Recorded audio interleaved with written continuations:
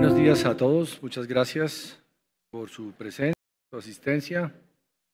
En primer lugar, un saludo especial de agradecimiento al presidente de FASECOLDA, doctor Gustavo, quien nos ha invitado muy amablemente a compartir con ustedes algunas reflexiones, algunas ideas en relación con la prevención del daño antijurídico fiscal. Dicho en otras palabras, unas ideas y reflexiones sobre lo que viene sucediendo en el tema de las investigaciones de las contralorías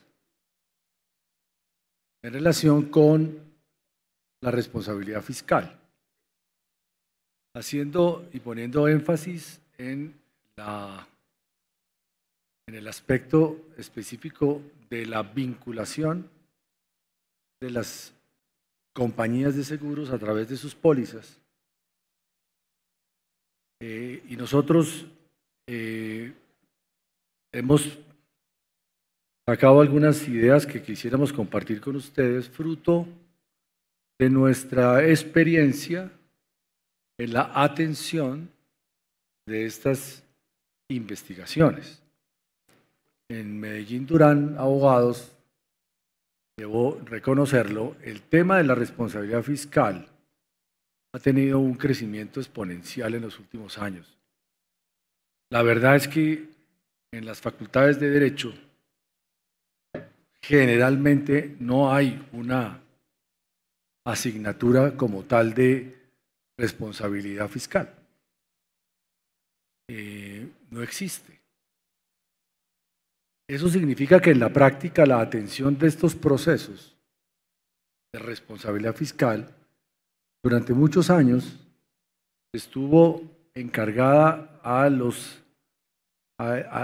áreas del derecho y a los abogados especialistas en derecho sancionatorio, específicamente el derecho penal. Eran los abogados penalistas los que usualmente atendían este tipo de investigaciones. Sobre todo porque la responsabilidad fiscal, como todos sabemos, se construye sobre el elemento del daño patrimonial como tal, el del elemento subjetivo que es el dolo o la culpa grave y la relación de causalidad entre el daño y la conducta.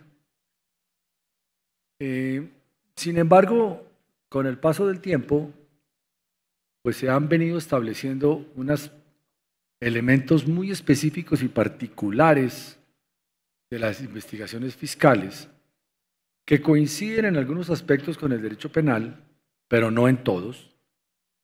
Primero porque todo el tema que tiene que ver con el presunto detrimento patrimonial, pues es un tema que obedece a criterios distintos de hacienda pública, de presupuestos y de una racionalidad económica frente a lo que es o no un detrimento. Pero como un detrimento patrimonial es un menor valor del patrimonio, las contralorías, y así lo dicen y lo reiteran, cualquier menor valor del patrimonio se considera un presunto detrimento, cosa que es muy fácil de decirlo, pero en la práctica no es tan fácil de llegar a la conclusión de que cualquier menor valor del patrimonio es un detrimento.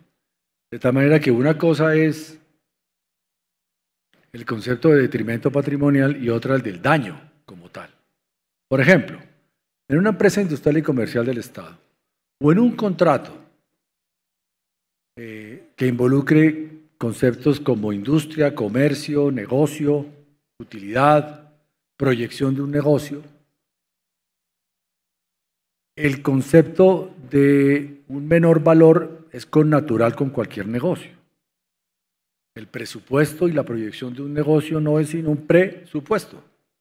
En la práctica pueden pasar muchas cosas, como por ejemplo que no se cumpla a cabalidad con lo que inicialmente estaba previsto. Y eso no significa que haya un daño patrimonial, o mejor dicho, un daño fiscal que se considere como tal, como la base de un futuro fallo de responsabilidad fiscal.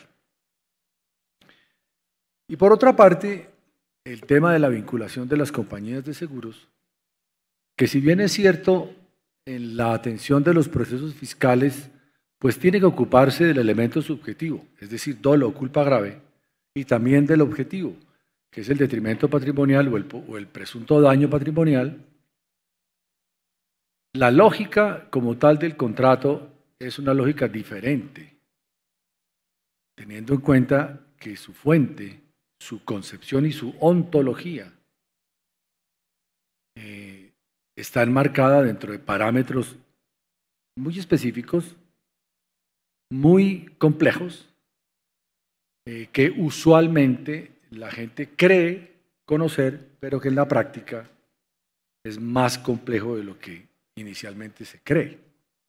De tal manera que una investigación fiscal que adelantan las Contralorías, pues tiene el aspecto subjetivo eminentemente de la conducta, tiene el tema objetivo de lo que puede ser detrimento o no patrimonial y tiene el elemento del aseguramiento que es muy específico del contrato específico del seguro, como el de la póliza de seguro de cumplimiento, y la integración de los tres conceptos no siempre es fácil de llevar a cabo en este tipo de investigaciones. En Medellín Durán hemos atendido las grandes investigaciones fiscales que se han surtido en los últimos años en Colombia.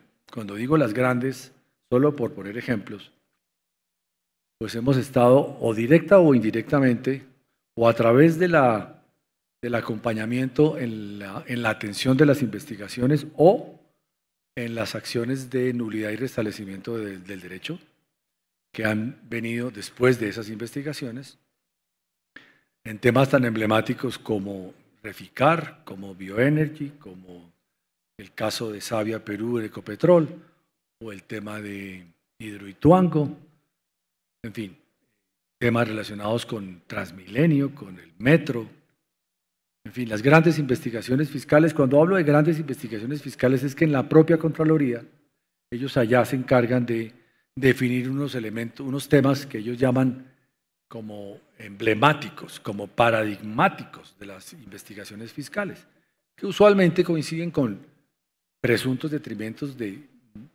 con sumas muy cuantiosas. Y la verdad es que las reformas que ha tenido el régimen de responsabilidad fiscal en Colombia, no solo la reforma constitucional reciente de la Contraloría, sino antes la manera como se diseñó la arquitectura de la responsabilidad fiscal, pero además con ciertas decisiones que la Contraloría tomó de manera reciente, hace más o menos unos 3 contralores, en donde el tema, digamos, empezó a encauzarse con una formalidad muy especial y en la práctica pues son investigaciones muy grandes, muy fuertes, de una alta complejidad en el tema jurídico por todo lo que ya he comentado. Yo y en la oficina pues usualmente hemos compartido con los colegas que representan a las compañías de seguros en las investigaciones fiscales. Y por eso es que hemos encontrado ciertos elementos que creemos pueden ser útiles y que hemos querido compartir con ustedes en el día de hoy, porque hemos visto en la práctica qué es lo que está sucediendo, el estado del arte de las investigaciones fiscales y la manera como las Contralorías han vinculado y han dado y han resuelto temas en relación con las pólizas de seguros. Desde ese punto de vista, es importante comentar que la actividad de las Contralorías pues, tiene 2 momentos claves. El primero, que son las auditorías ordinarias o extraordinarias que se adelantan ante las entidades. Es un diálogo que tiene la Contraloría con la entidad, con los funcionarios. En esas auditorías que pueden, incluso hay auditorías complejas, planes de mejoramiento, mesas de trabajo. Pero una vez que eso concluye, pues como todos sabemos, la Contraloría o decide archivar o decide implementar un plan de mejoramiento o inicia una investigación o define los hallazgos con incidencia penal, disciplinaria o fiscal. En el primer momento, que es el momento de las auditorías, que es ante la entidad, es un momento muy importante porque es el primer acercamiento que tiene la Contraloría con el tema. En Colombia, para nadie es un secreto que muchas veces las investigaciones fiscales se originan con un anónimo, se originan por una denuncia en los medios de comunicación, o se originan porque se ha desarrollado una auditoría. En esa primera parte de la auditoría, es lo que hemos visto nosotros, quizás no en todos los casos, pero sí en la mayoría de los casos. Esa primera, y la ley lo tiene previsto, ¿no? La ley tiene previsto que en las auditorías, pues la Contraloría tiene incluso la competencia y la posibilidad de pedir cualquier tipo de documentación. No es que pida el favor, sino que requiere información y las entidades tienen la obligación de suministrar toda la información en relación con cualquiera de los temas objeto de las auditorías. Brilla por su ausencia las compañías de seguro en esta etapa. Seguramente no en todas, seguramente en algunas etapas, en esta primera etapa de la auditoría, no se vincule, porque no es una vinculación formal, pero sí se invite o se le pregunte a la compañía de seguros por la póliza, el tipo de póliza, el cubrimiento, y en fin, todas las particularidades propias del contrato de seguro. Seguramente en algunas se hará, en las que hemos estado nosotros, que son muchísimas, nunca está. Y a veces sucede que la entidad pública, como las auditorías y las investigaciones son posteriores, a veces sucede que muchos de esos contratos y muchas de esas actividades fueron desarrolladas en otro gobierno, en otra administración. Cambia el gobierno, cambian los funcionarios, todo el tiempo pasa, la póliza no. Muchas veces hay información que se ha perdido, información que no se tiene, y a veces sucede, es algo muy, diría yo, pues, muy irresponsable, pero también muy humano, de que muchas veces el funcionario simplemente dice, pues esto se realizó antes, esto no conozco el tema, ni los detalles, ni qué fue lo que pasó.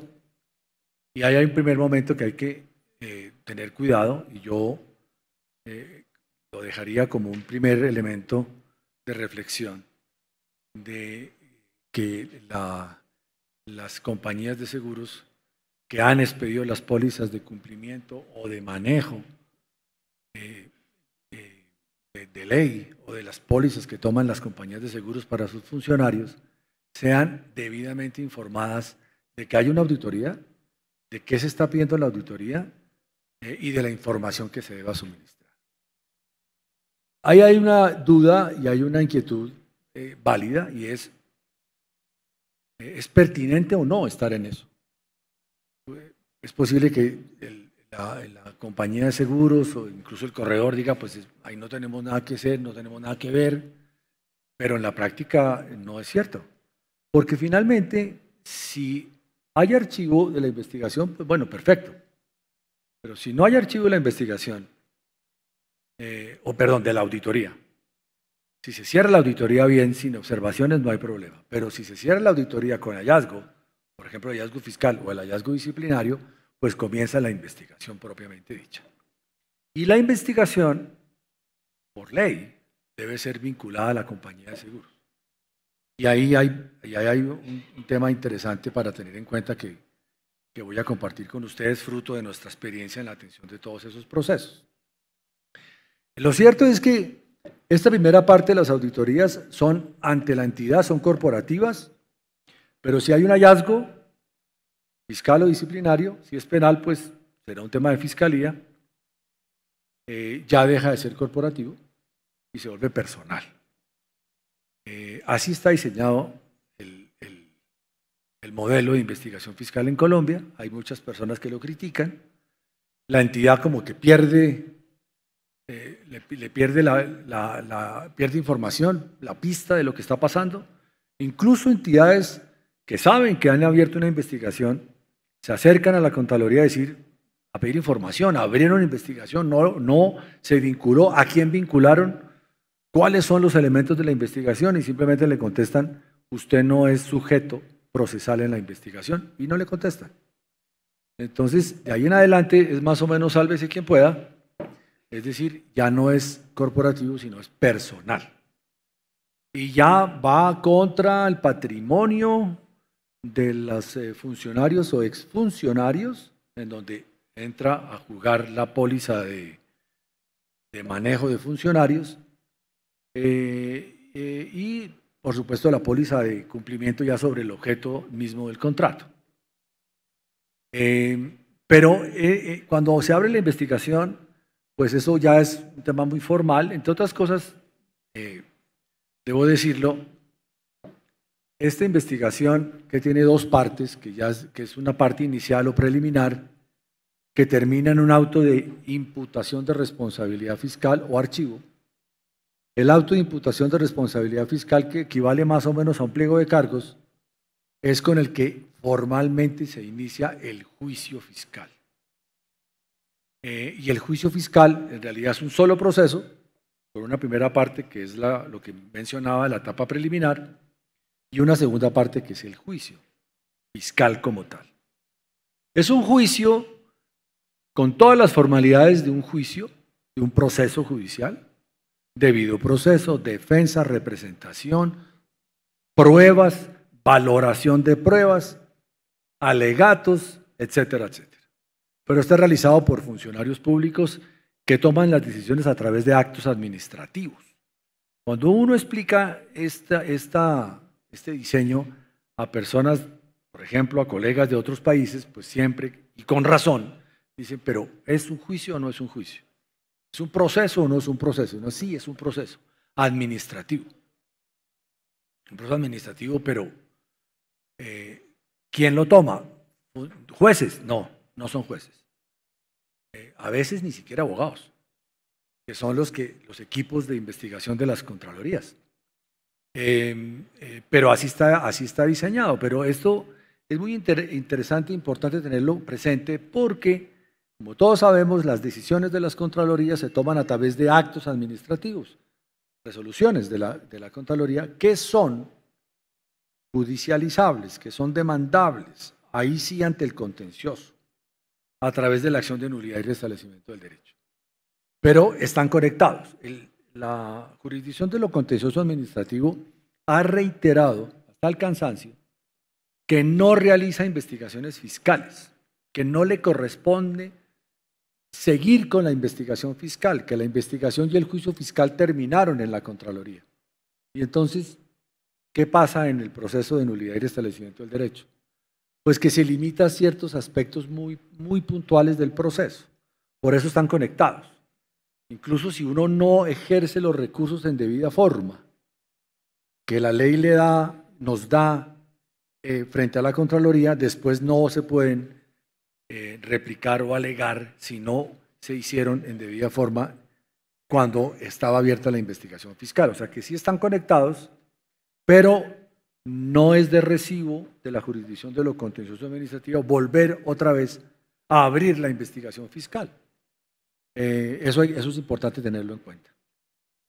Bueno, esa arquitectura y ese diseño de la investigación fiscal, que es un poco sui generis, híbrida, porque no es un proceso judicial, pero en la práctica es como si fuera un proceso judicial.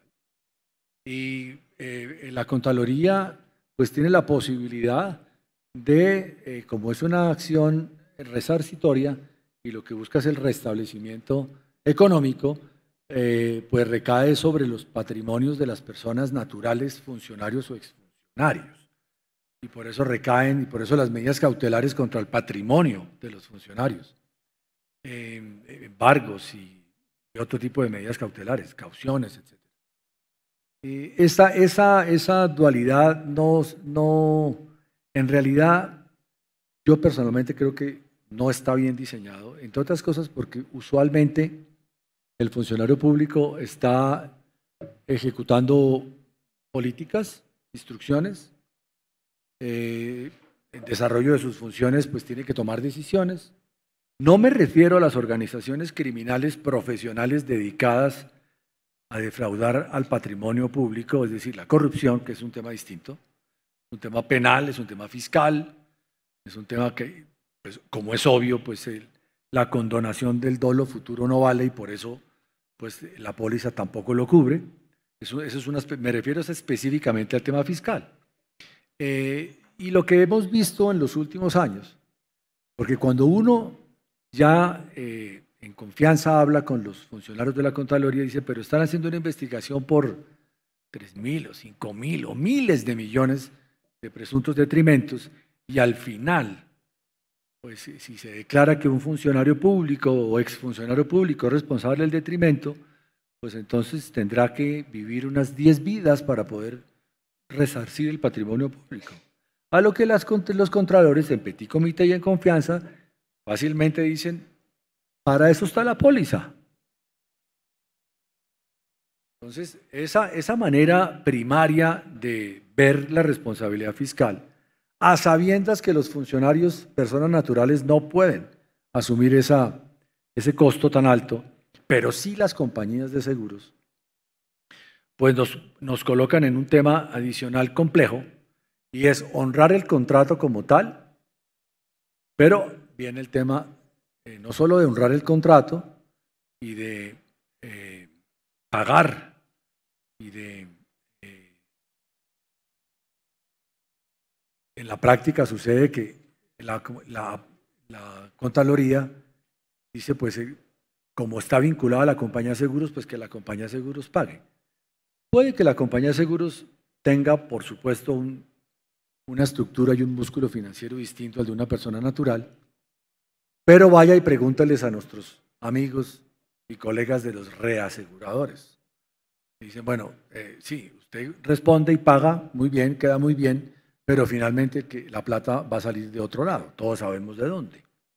Y eso ha venido generando problemas estructurales al sistema, problemas para el país como tal, porque ya frente a esa actitud, pues ya nos están viendo con celo, nos están viendo con recelo, nos están viendo como algo peligroso, como algo tóxico, que preferirían no meterse en ese tema.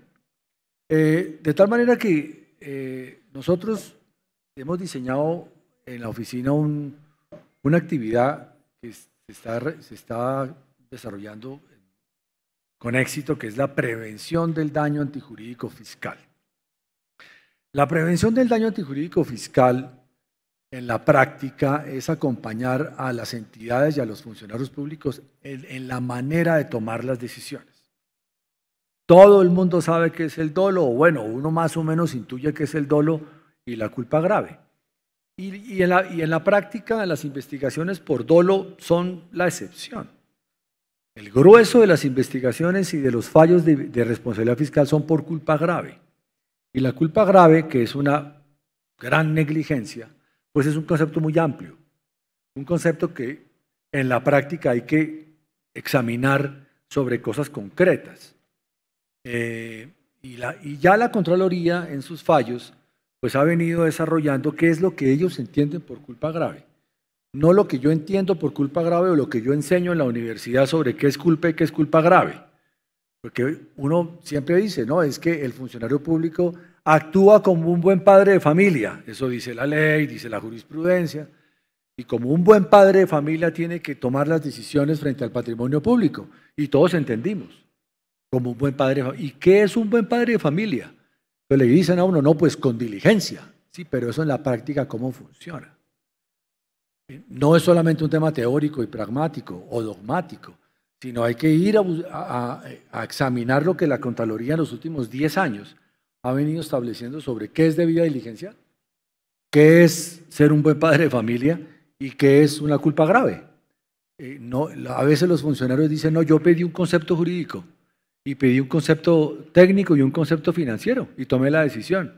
Y la Contraloría le dice, usted pidió un concepto jurídico y, no, pues yo no soy abogado, yo pedí un concepto jurídico y el concepto me decía que sí, y el concepto técnico me decía que sí, y el concepto financiero me decía que sí. Entonces la Contraloría dice, sí, pero usted no es un notario. Entonces el funcionario dice, pero ¿qué quiere que haga? ¿Qué debo hacer? Entonces, en la práctica lo que hemos visto es que más que culpa grave se ha vuelto culpa leve, en la práctica de las decisiones de la Contraloría.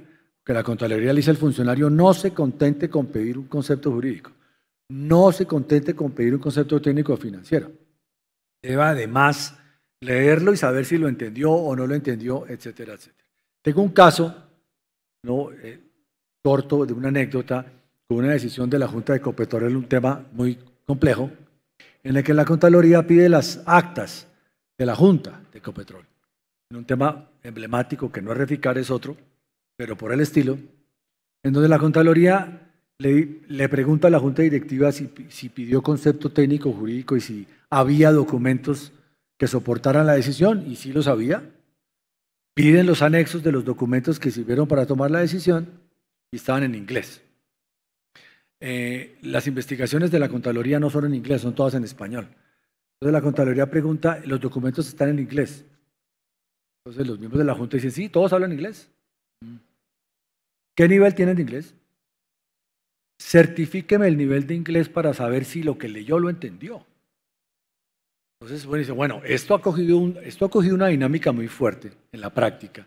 Y en eso de la prevención del daño antijurídico fiscal es mucho lo que se puede aportar para evitar problemas posteriores.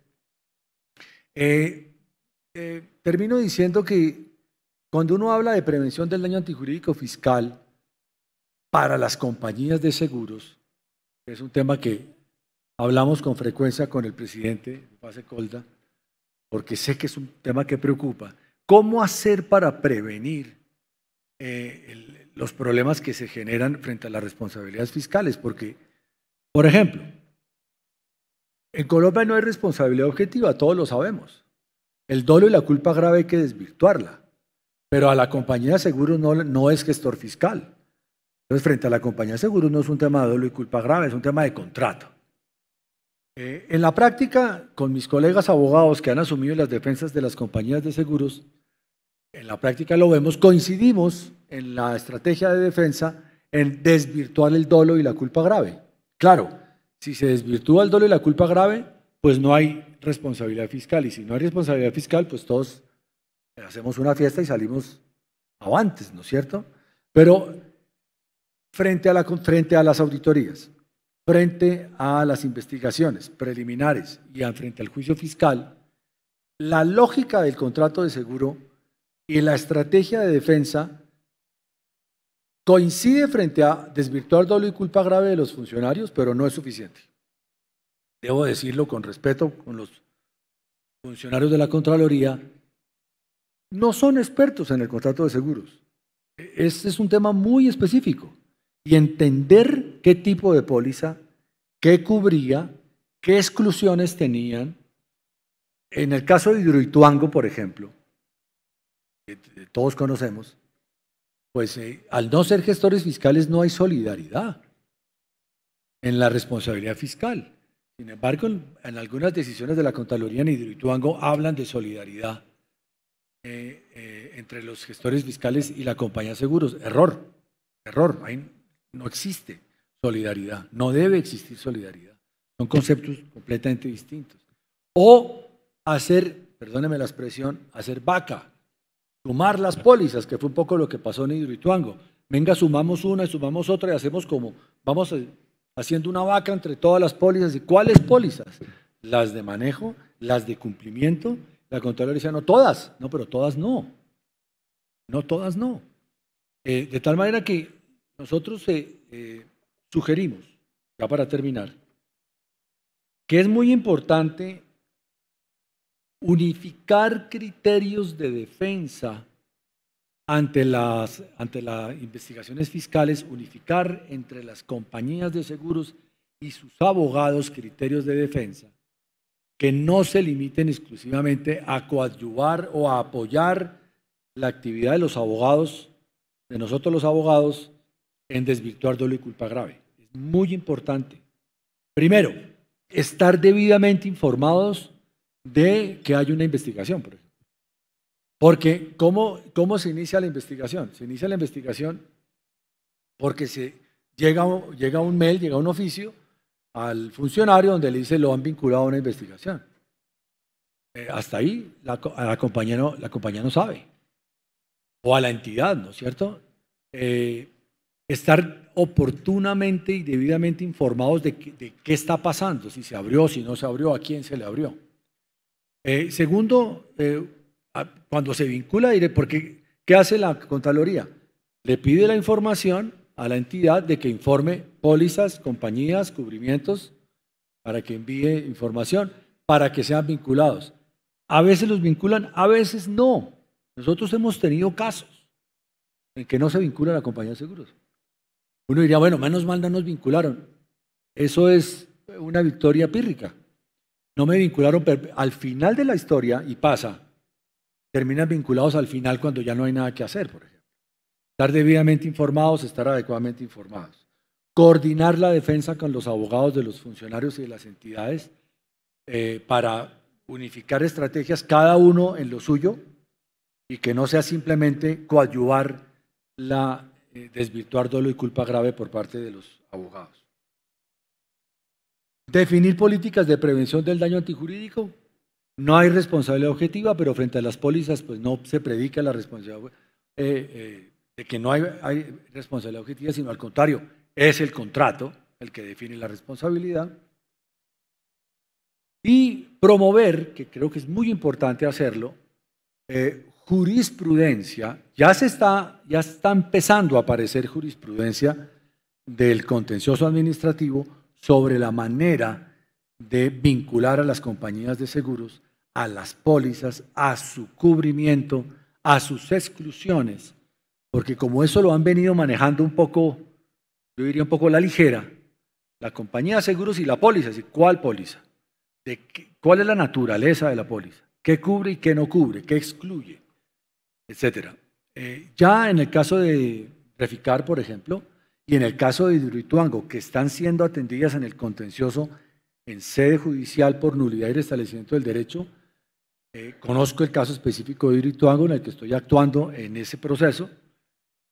Parte de la reflexión con el Consejo de Estado y el Tribunal de Cundinamarca es la claridad que a través de la jurisprudencia se haga frente a la adecuada afectación de pólizas, cuáles cubren, qué cubren, y esas, como ustedes lo saben, que son expertos, una lógica muy específica que obedece a una rama del derecho muy seria, que es todo el derecho de seguros, y que la verdad en la práctica, en la Contraloría, pues se ignora muchísimo sobre el tema, y en el contencioso, pues jurisprudencia o unificación de jurisprudencia sobre ese tema no existe. Estos son y han sido algunas reflexiones fruto de nuestra experiencia, de cómo hemos visto el tema, y de una vez más, muchas gracias, doctor Gustavo, por la invitación, muchas gracias a ustedes por la atención y estoy a sus órdenes.